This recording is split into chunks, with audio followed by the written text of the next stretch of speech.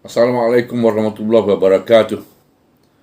Friends, Datuk and Tan Sri, ladies and gentlemen.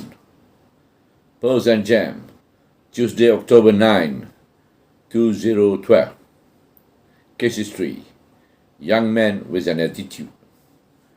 Ananda, son of Arimagam, of course not his real name, was only 32 when he had his heart attack, some 6 years back. I could still remember the medical officer on duty at ER calling me at 3 a.m. at home, saying that he had a young Indian chap who was woken up an hour earlier with gripping chest pain radiating to his jaw and back, in between his shoulders, associated with dripping cold sweat. I told the ER doctor to summon our emergency cath lab team for a primary infarct angioplasty and stenting right away. It sounds classically like an acute heart attack. In this situation, time is muscle. Time is muscle loss in this situation. 1 hour later, with 2 cobalt chromium drug-eluting stents in his initially occluded left anterior descending artery, which I always fondly call the Federal Highway, and 1 long 38mm stent in his right coronary artery, Ananda was breathing better in coronary care unit. He had a full-blown massive anterior infarct just 1/2 hour in the making, and time is of the essence.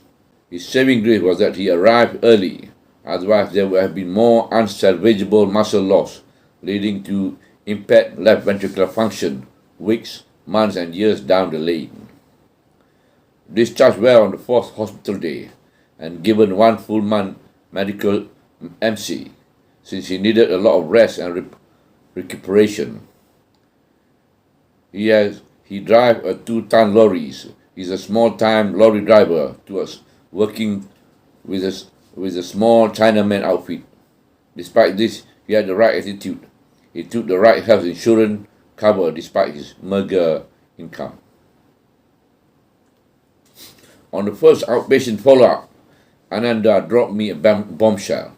Akau, his boss, had asked him to stop work on day 1 when he reported back for duty, since he thought Ananda would be a liability in the long run.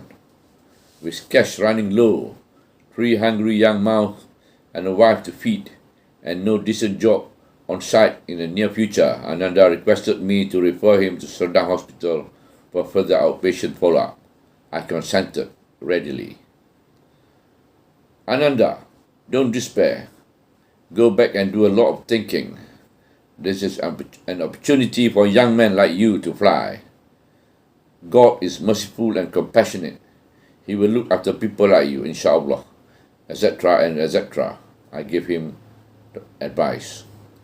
Today, 6 years later, Ananda suddenly came up at my busy outpatient clinic for a checkup on a niggling chest pain. I was to see him again, looking well and prosperous. Stress test, okay. HbA1c, not bad, meaning his diabetic control is also optimal. Echo showed normal left ventricular function. Great news, I told him. Ananda, you are fine. Your ECG does not indicate any evidence of heart scarring at all after 6 years, and your echo showed excellent heart muscle contraction. It is as if you never had the heart attack 6 years ago. Disregard this pain, it is just muscular, I retorted, reassuring him. What have you been doing this 6 years since your dismissal, my young man? Doc, I took your advice. I went back and think very hard. Now I have 20 people working for me, collecting plastic and bottles.